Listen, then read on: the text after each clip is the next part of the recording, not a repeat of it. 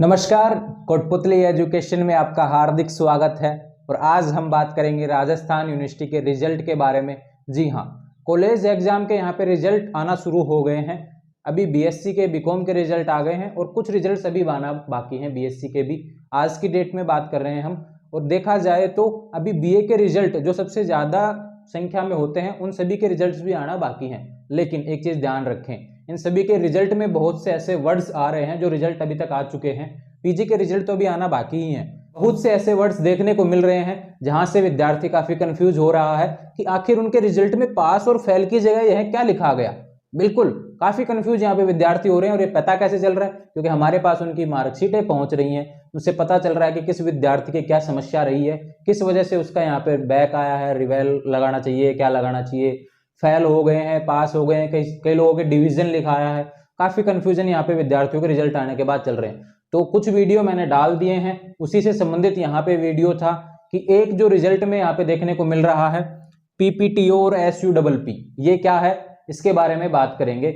यहाँ पे complete details आपको इसकी देने वाला हूँ। जिसके भी रिजल्ट में आया पूरा वीडियो देखेंगे, आपको इसका सॉल्यूशन भी मिल जाएगा कि आपको क्या मतलब कि करना चाहिए जिससे आपकी साल खराब ना हो और आप अच्छे से पास हो जाएं। सारी चीजें आपको यहाँ पे बताने वाला हूँ। कॉलेज एग्जाम रिजल्ट के बारे में इन वर्ड्स का पूरा मतलब आपको बताने वाला हूँ। इसके अलावा और भी वर्ड्स लिखे आए हैं, उन सभी का वीडियो मैंने अलग से डाल दिया है, उनका लिंक डिस्क्रिप्शन में दिया हुआ है, वहां से आप देख सकते हैं। एक चीज ध्यान रखें, चैनल पे मैंने सारे वीडियो डाल दिए हैं जो भी रिलेटेड होता है, जिससे भी रिलेटेड वीडियो आता है, रिजल्ट से हो चाहे एडमिशन से रिलेटेड हो, सारे वीडियो आपको अवेलेबल हो जाते हैं चैनल पर। तो चैनल को आप सब्सक्राइब कर लें, जिन्होंने भी अभी तक बेल आइकन प्रेस नहीं किया वो प्रेस कर दें, जिससे आने वाले समय में सारी अपडेट्स आपको समय से मिल सके। तो बात करते हैं राजस्थान यूनिवर्सिटी के इस नोटिस की। जी हाँ, पीपीटी और एसयूडबलपी ये बहुत से लोगों की मार्कशीट में लिखा आया है। अभी किन के लिखाता है एक चीज तो क्लियर कर लें, पीपीटीओ और एसयूडबलपी जो लिखाता है वो केवल फाइनल ईयर के स्टूडेंट्स के लिखाता है। ये वर्ड्स ऐसे ही हैं, इनका मतलब भी फाइनल ईयर के स्टूडेंट्स को ही समझ में आएगा। क्योंकि इसमें क्या हुआ है, एसयूडबलपी का तो मतलब आप समझ गए होंगे सीधा कि सप्लीमेंट्री, जिसको आप हमेशा सुनते भी आए हैं। सप्लीमेंट्री का मतलब क्या होता है कि आपका कोई पेपर ड्यू रह गया है, यानी कि एक पेपर या एक सब्जेक्ट के पेपर आपके ड्यू रह गए हैं, बाकी क्लियर हैं, तो वो तो हो गया सप्लीमेंट्री। ये तो आपने सुना है पहले भी। और इसके लिए क्या करना होता है, आपको एग्जाम देना होता है। और सप्लीमेंट्री एग्जाम कब लगता है कि एग्जाम्स के थोड़े दिनों बाद ही आपका सप्लीमेंट्री एग्जाम लगता है, यानी कि इसके अलग से फॉर्म भरने होते हैं और थोड़े समय में आपका एग्जाम लग जाता है। और क्या हो जाता है, फिर आपकी साल बच जाती है और क्लियर हो जाता है। लेकिन अब पीपीटीओ ये क्या है, बिल्कुल ये सेम सप्लीमेंट्री जैसा ही है। आपको मैं बताता हूं पीपीटीओ का मतलब क्या होता है। पेपर पास थर्ड ओनली, यानी कि आपके केवल जो फाइनल ईयर के स्टूडेंट्स हैं उनके लिखा आएगा पीपीटीओ। तो ध्यान रखें, पेपर पास थर्ड ओनली, यानी कि आपके थर्ड ईयर के पेपर तो चालू मतलब कि आपके पास हो गए, क्लियर हो गए, लेकिन आपके जो पुराने पाप हैं फर्स्ट ईयर और सेकंड ईयर के, उनमें से कोई ना कोई आपका पेपर ड्यू चल रहा है।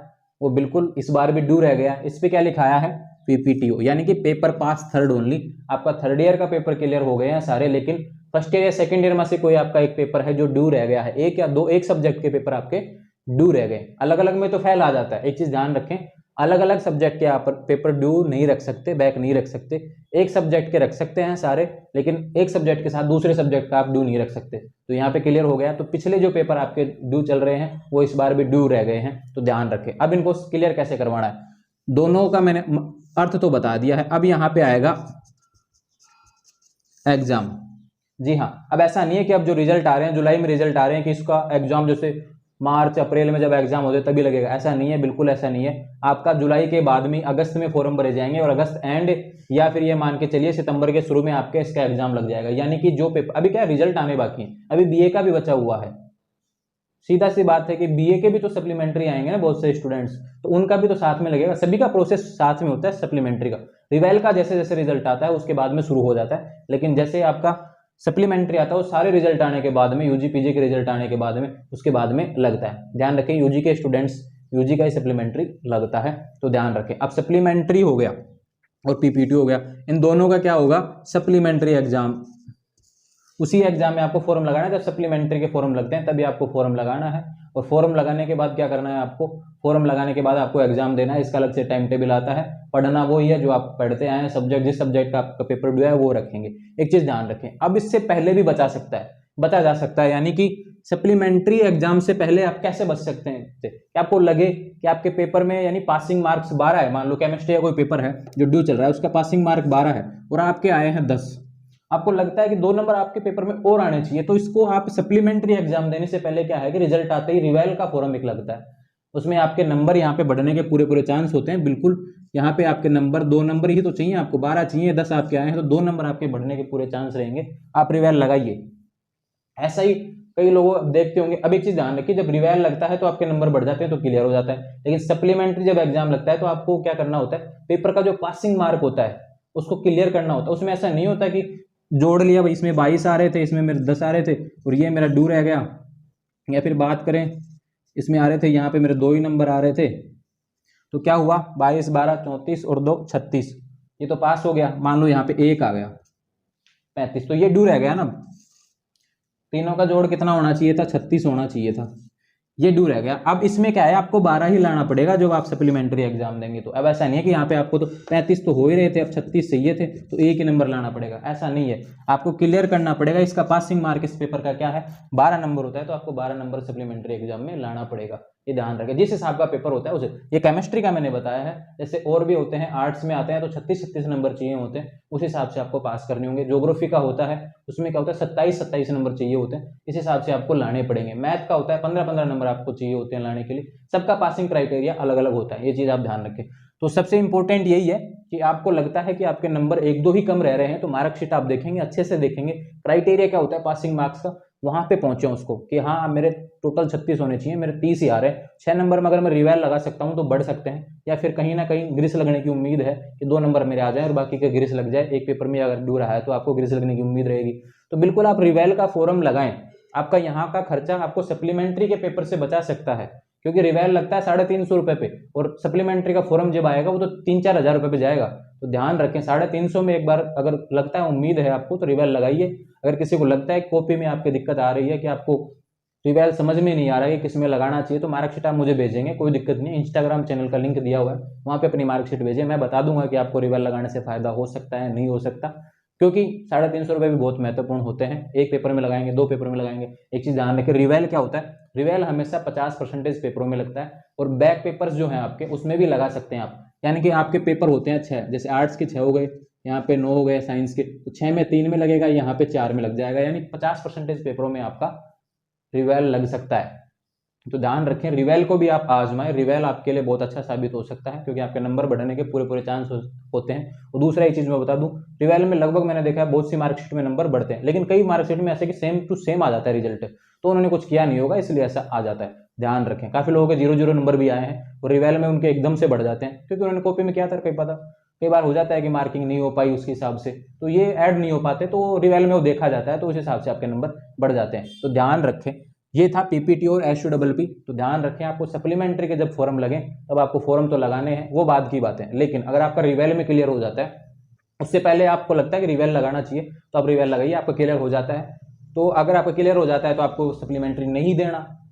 एक चीज क्लियर, अगर आपके सप्लीमेंट्री लिखाया है और आपका पेपर रिवेल में ही क्लियर हो रहा है तो आपको सप्लीमेंट्री नहीं देना। और मान लो आपका लगता है कि आपका रिवेल में नहीं बढ़ा, तो फिर आप सप्लीमेंट्री दे सकते हैं, कोई दिक्कत नहीं है। सप्लीमेंट्री के लिए तो आप अवेलेबल रहेंगे, क्योंकि सप्लीमेंट्री बाद में लगता है, पहले रिवेल लगते हैं। रिवेल में केवल आपकी कॉपी चेक होती है, जो कि आपको मतलब केवल फॉर्म लगाना होता है, आपको कभी देखने को नहीं मिलेगी कॉपी चेक कहाँ पे हुई, वो यूनिवर्सिटी वाले खुद देख लेते हैं, यूनिवर्सिटी वाले वहाँ पे लोग, और उसमें आपके नंबर बढ़ जाते हैं, कम होते हैं, जो आपको देखने को बहुत कम चांस है होने के, लेकिन आपके नंबर वहाँ पे बढ़ने के पूरे चांस होते हैं। एक चीज़ ध्यान रखें, आपने कुछ किया है तो। दूसरा, अब सप्लीमेंट्री क्या है कि जब रिवेल का रिजल्ट आता है तो सप्लीमेंट्री के फॉर्म शुरू हो जाते हैं। आपको लगता है कि आपके नंबर बढ़ गए हैं और आप मतलब पास हो गए हैं, तो सप्लीमेंट्री आप नहीं देंगे, ये ध्यान रखें। रिवेल में ही पास हो गए हैं तो सप्लीमेंट्री आप नहीं देंगे, पहले ही आप कवर हो जाएगा क्लियर। तो ध्यान रखें, राजस्थान यूनिवर्सिटी के पीपीटी और एसयूडब्ल्यूपी से संबंधित जो भी अपडेट्स थी मैंने आपको बता दी हैं। इनका मतलब यह होता है कैसे इनसे बचा जा सकता है, कैसे आप इनका उपयोग लेंगे, कैसे आप रिवेल लगाएंगे। रिवेल में पास हो रहे हैं तो आप कोशिश करें कि आप सप्लीमेंट्री से बचें, और रिवेल में पास नहीं हो पाते हैं तो सप्लीमेंट्री आपके लिए ऑप्शन रहेगा। ध्यान रखें, पीपीटीओ का मतलब होता है पिछले पेपर्स आपके ड्यू हैं, तो आप सप्लीमेंट्री में उनको क्लियर कर सकते हैं। ध्यान रखें, उनके लिए क्या चाहिए होगा, उनका पासिंग मार्क्स जो क्राइटेरिया होता है वो आपको चाहिए तो अच्छे से तैयारी करें। अगर सप्लीमेंट्री में भी आपको क्लियर करना है तो ध्यान रखें, अगर ऐसा नहीं मौका चूक जाते हैं यहाँ पे तो आपके जो एग्जाम फॉर्म लगेंगे वहाँ पे आपको फिर देना ही पड़ेगा बाद में सभी के साथ। लेकिन कोशिश करें साल बचाने का प्रयास करें। पीपीटीओ ये फाइनल वालों के लिए ऑप्शन होता है, फर्स्ट ईयर सेकंड ईयर वालों के लिए ऑप्शन नहीं होता कि उनकी साल बचाई जा सके। यहाँ पे ऑप्शन आता है फाइनल वालों के लिए, क्योंकि उनको डिग्री कंप्लीट करके देनी हुई होती है। तो ध्यान रखें ये ऑप्शन अच्छा है। यहाँ पे सप्लीमेंट्री का एग्जाम आपका लगने वाला है, उससे पहले आप रिवेल लगा के आपको लगता है कि बढ़ सकते हैं तो बढ़वाइए। बिल्कुल ये आपकी अच्छी आपके काम आने वाले समय बचाने का यहाँ प्रयास मैंने किया है। पीपीटीओ और एसयूडब्ल्यूपी वाले यहाँ पे स्टूडेंट्स ध्यान रखें। राजस्थान यूनिवर्सिटी से संबंधित आने वाले समय में कोई भी अपडेट चाहिए, इससे संबंधित आपको कोई भी जानकारी और चाहिए तो चैनल पर कमेंट कीजिए, मैं आपको जवाब देने वाला हूँ। अच्छे से संबंधित और भी कोई सवाल हैं आपके तो हमारे इंस्टाग्राम चैनल से आप जुड़ सकते हैं, यहाँ पे आपके सारे सवालों का जवाब मैं देने वाला हूँ। ध्यान रखें ऐसे अपडेट्स के लिए चैनल को सब्सक्राइब करें, द बेल आइकन प्रेस करें। और एक चीज़ ध्यान रखें, टेलीग्राम चैनल के आप ज्वाइन कर लेंगे हमारा, जिसका लिंक डिस्क्रिप्शन में दिया, वहाँ से सारी अपडेट्स आपको एजुकेशनल अपडेट्स मिलती रहेंगी। इंस्टाग्राम पर हमारे डेली एजुकेशनल अपडेट्स आपको मिलती रहेंगी। Thank you, all the best.